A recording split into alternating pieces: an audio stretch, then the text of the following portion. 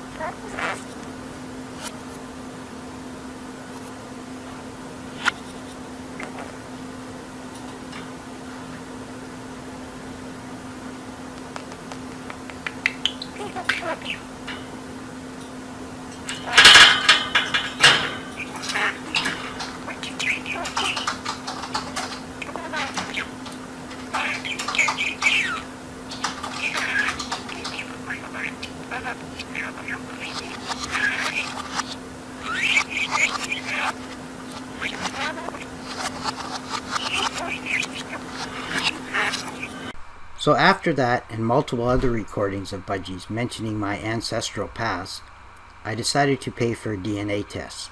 This test brought out some very interesting facts about those who have connections to my ancestry. Keep in mind, I'm not a DNA expert and currently have no idea of the statistics that resulted from the test.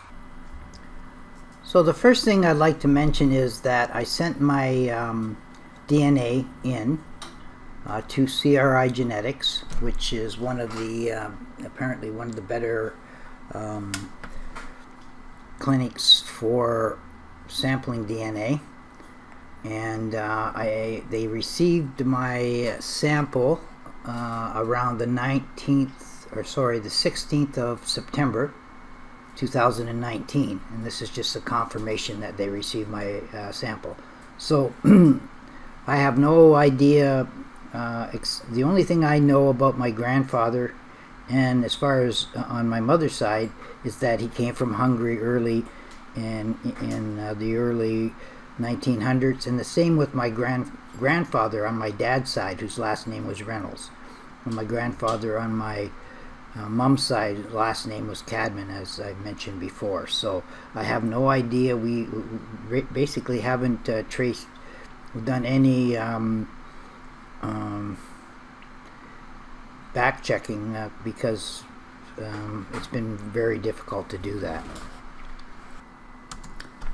So around the 18th of September 2019, they said that the results were in, and I was sent to a spot to log in, and this is the information, and the next part's going to be the information that I'm going to show you for that when I logged in.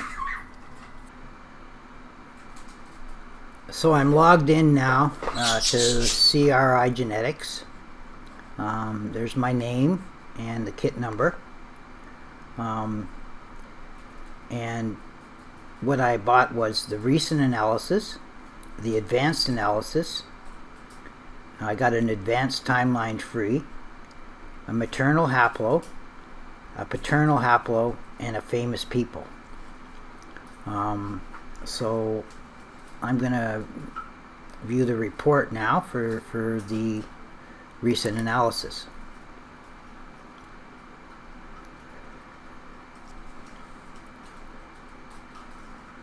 So this represents your last 5 generations.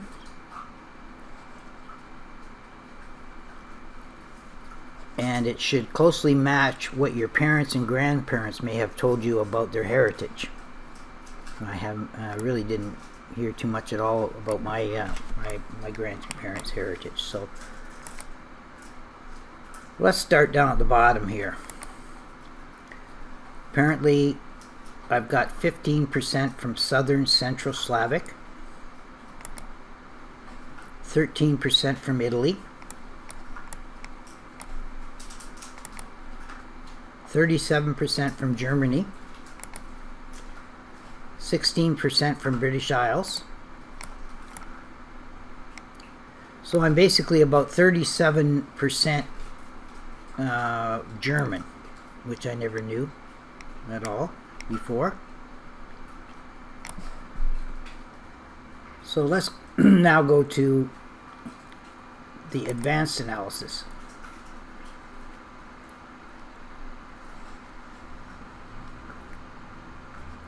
And this dates back thousands of years, well beyond your last 5 generations. And normally what happens is that hunter-gatherers first started around this area in here and moved both ways and started migrating up towards Germany and places like that. So it says that I'm about 90% European, about 5% South Asian, and almost 5% admixed American, and almost 2% East Asian. And again, it shows you your breakdown.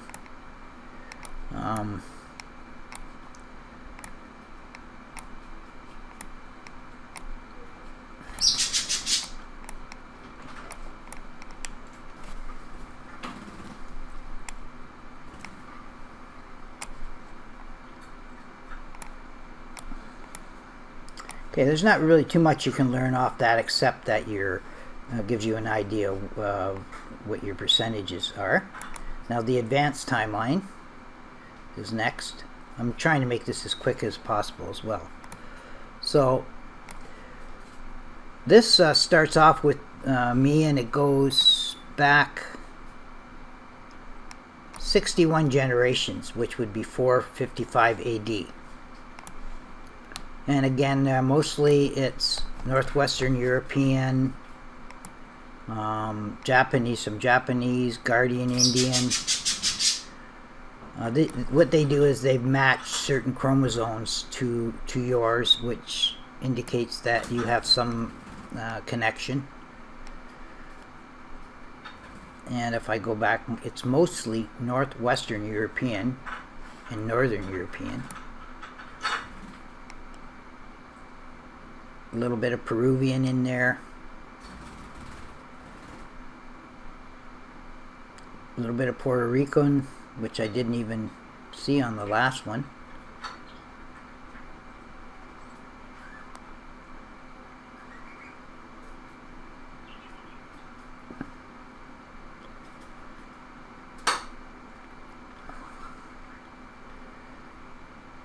A lot of Puerto Rican in there. Northern European. And Gujaratian Indian is another one there. Okay, so now I'm going to do the maternal haplo. So the maternal haplo is how it breaks down from your mother and it goes to your grandmother, so forth. And I belong to the T2 haplogroup.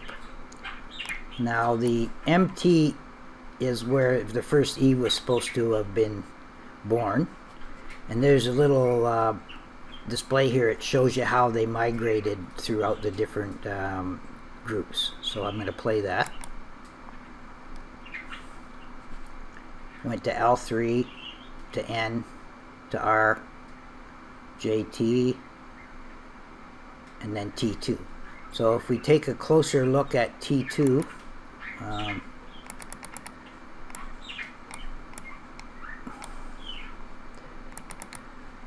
we find that basically ends up in the Turkey area, which is interesting because that's only a few hundred miles away from Göbekli Tepe, and the Garden of Eden, I think, is right in this area right here. We're supposed to be in this area of the Euphrates River.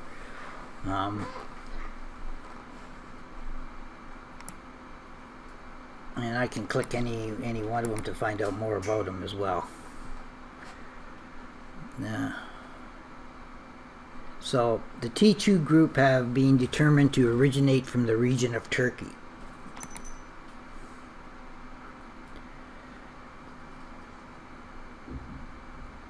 And the MTE Eve have been determined to originate from the region of Kenya. So that's just a little bit of information about that.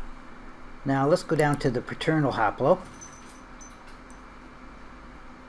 And this is me and my father on my dad's side, which was Reynolds, and then my grandfather who migrated from England.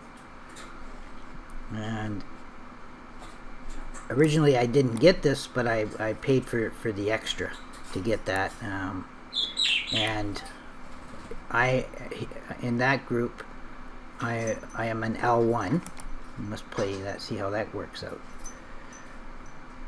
Goes to A, A1, A1B, BT, CT, CF, F, and it goes all the way over to L, and then L1. And the L1 is in the Warsaw, Poland area, Finland, and places like that. So if I click on L1, it says the ancestors for the haplogroup L1 have been determined to originate from the region of Sweden. So that was my father, actually, that originated from that area in Sweden. Okay, now I want to do the famous people one. This is the one I found the most interesting. So this is my famous people mother lineage, which was the Cadman bloodline. And the first one up there is Eva Longoria, which is interesting. She looks a little, and she was born in 1975, and she looks a little bit like my sister when she was younger. So I found that interesting. And she's on the list of 200 most influential philanthropists and social entrepreneurs worldwide. Now the next one was Momia Juanita, and that's Spanish for Mamami Juanita, and she was also known as the Inca Ice Maiden and Lady of Amparo. She was a well-preserved frozen body of an Inca girl and was offered as a sacrifice to the Inca gods sometimes between 1450 and 1480, and she was only 12 to 15 years old. It's interesting that that's around the time I think that the Spaniards came to South America. Unfortunately, that's all it does for my mother's lineage of the Chatham bloodline. I wish it would go back further, and maybe I know they've got some new advancements in DNA that might be able to bring some of that where you might be able to get more information. But that was so that's part of the Chatham bloodline right there. So the famous people sharing my DNA on my father's side, the first one is Birger Jarl. Birger Jarl was one of Sweden's greatest medieval statesmen. He was a founder of Stockholm and acted as the regent of Sweden for 18 years. This dynasty is known as the House of Bajelbo. And please forgive me if I say these names wrong, because I don't know how to pronounce half of them. And I just wanted to see if I could find a little bit more information on him.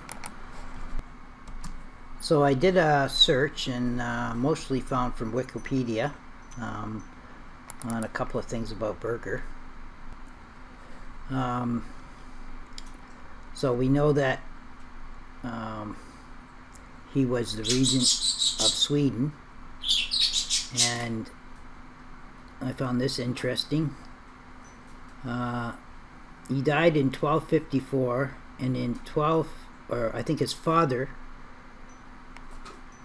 Ingeborg, died in 1254, and in 1261, Birger married the Danish queen Dowager Malakita of Holstein.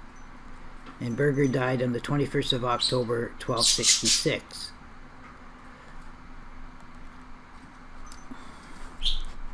That was one thing there. And the second one I got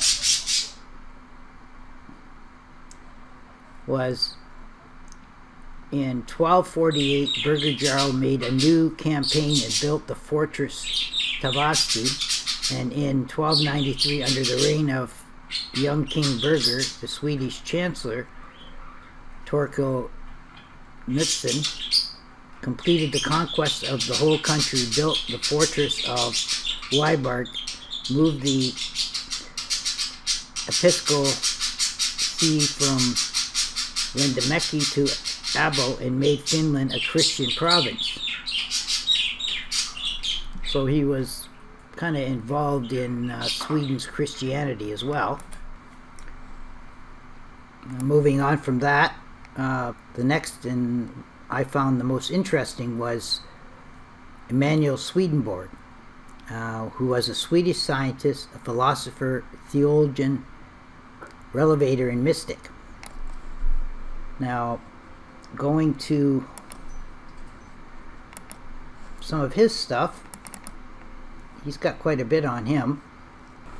So Emanuel Swedenborg, he was born on the 8th of February, 1688 to 29th of March 1772, and he was a Swedish pluralistic Christian theologian, scientist, philosopher, and mystic. He was best known for his book on the afterlife, Heaven and Hell. And he had a prophetic career as an inventor scientist. He entered a spiritual phase in which he began to experience dreams and visions beginning on Easter weekend on 6th of April 1744, and had a spiritual awakening in which he believed he received a revelation that he was appointed by the Lord Jesus Christ to write the Heavenly Doctor to reform Christianity. According to the heavenly doctrine, the Lord opened Swedenborg's spiritual eyes so that from then on he could freely visit heaven.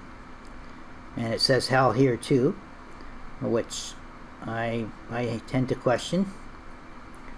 And then it says, according to Swedenborg, we leave the physical world once, but then go through several lives in a spiritual world, a kind of hybrid Christian tradition and the popular view of reincarnation. So he believed in reincarnation as well, like we've been taught.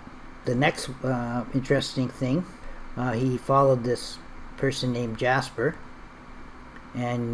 Jesper furthermore held the unconventional belief that angels and spirits were present in everyday life, and it had a strong impact on Emmanuel.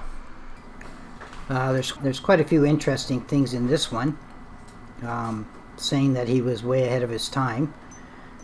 During the 1730s, he undertook many studies of anatomy and physiology.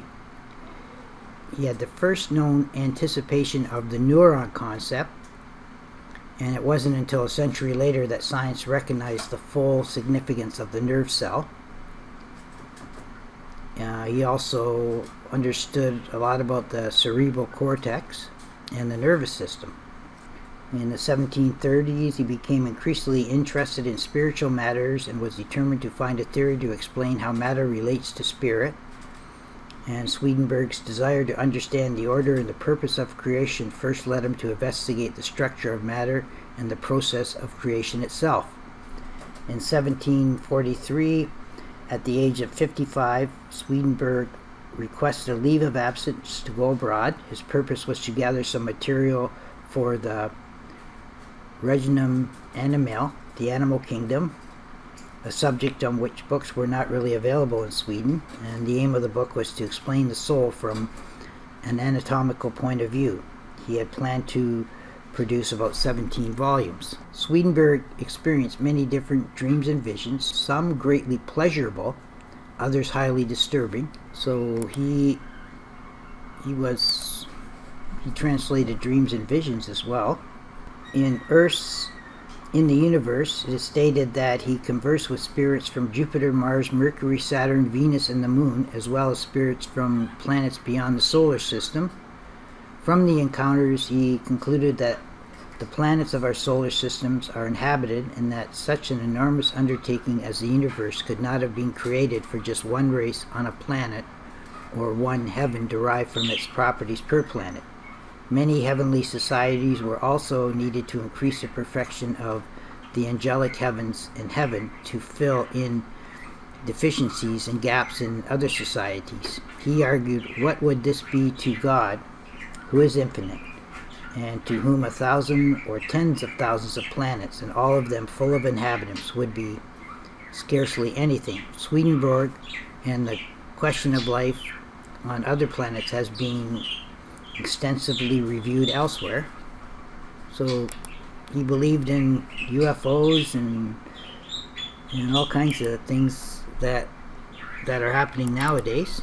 And he proposed many scientific ideas during his lifetimes. In his youth, he wanted to present a new idea every day. After 1745, he instead considered himself receiving scientific knowledge in a spontaneous manner from angels. And from 1745, he considered himself to have entered a spiritual state. He tended to phrase his experience in empirical terms to report accurately things he had experienced on his spiritual journeys. And there's only one or two more of these. So, the new Church of Swedenborgianism is the name of several historically related Christian denominations that derived as a new religious group influenced by the writings of scientists and Swedish Lutheran theologian Emanuel Swedenborg. According to Swedenborg, he received a new revelation from Christ in visions he experienced over a period of at least 25 years. And the last one that I wanted to mention of his, and it says here, Swedenborg's landlord, servant girl Elizabeth Reynolds, also said that Swedenborg had predicted the date and that he was as happy about it as if he was going on a holiday to some merrymaking. That's when he died. She was at his bedside. And she was supposedly his maid, but was also a very good friend of hers. It's possible that because he was never married, they might have even been having a relationship together. So there's quite a bit on him, and I thought that all that was quite interesting. So I'm not going to go into all the rest of them as much as I did with the manual. I'll try to cut it shorter. The next one is Alexander Hamilton, and was an American statesman and one of the founding fathers of the United States. He was the main author of the economic policies of George Washington administration. And then there was Andrew Jackson, from 1767 to 1845. He was an American soldier and a statesman, and he served as the 7th President of the United States from 1829 to 1837. The next one is Leo Tolstoy, who was a Russian writer who is regarded as one of the greatest authors of all time. So I wanted to do a little bit on him as well. And obviously there's one other one I had, but let's see what it says here. And he received multiple nominations for Nobel Prize in Literature every year from 1902 to 1906. And in 1870 he experienced a profound moral crisis, followed by what he regarded as an equally profound spiritual awakening, as outlined in his non-fiction work, A Confession. His literal interpretation of the ethical teachings of Jesus, centered on the Sermon on the Mount, caused him to become a fervent Christian anarchist and pacifist. So he didn't believe in violence, and he didn't believe in violence in religion. And he expressed his works in such books as The Kingdom of God is Within You, which even had an impact on Gandhi and Martin Luther King. And he also became a dedicated advocate of Georgism, the economic philosophy of Henry George, which he incorporated in his writings. He wrote quite a few books, and one of them was War and Peace, and another was Anna Karenina. With War and Peace, it showed a lot of what his real life was like, and how he thought that religion could be evil at times when they did evil in the name of God. And he also believed that possessions weren't really necessary in life, and as a matter of fact, in later days he ended up giving up all of his rights to many of his books. So that's it for him. And the next person on the list is Calvin Coolidge, from 1872 to 1933, and he was the 30th president and the 29th vice president of the United States. I guess he was a man who said very little, although having a rather dry sense of humor. Next on the list is the House of Grimaldi. Includes the Lord, then Prince of Monaconto, Louis II of Monaco, and it also produced 3 Doges of Genoa, a Prince of Salerno, and several archbishops and cardinals. Next on the list is Warren Buffett, who was born in 1930, and he was a singer, film producer.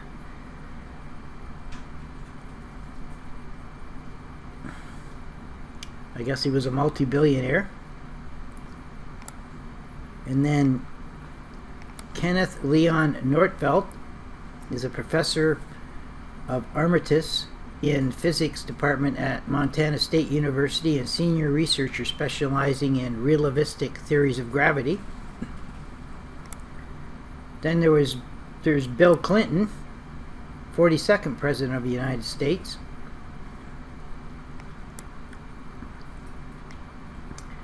Also Sting, and he was one of the lead singers in Police. And finally, we've got Nasser bin Ula Dara Jones, and his stage name is Nas. He was born in 1973 as an American hip-hop recording artist. And he sold over 25 million records worldwide. So that's it for all that DNA analysis. So I learned a lot in this, and there's some things I wish I could have found out, but it gives us an idea of at least two very important ancestors that were involved in the same type of religious aspects that I'm doing right now. This completes this presentation. Thanks for listening. If you'd like to join us, you can come to theangelscrolls.com and click onto the forum link at the top, where we will be adding the newest presentations. Bye for now.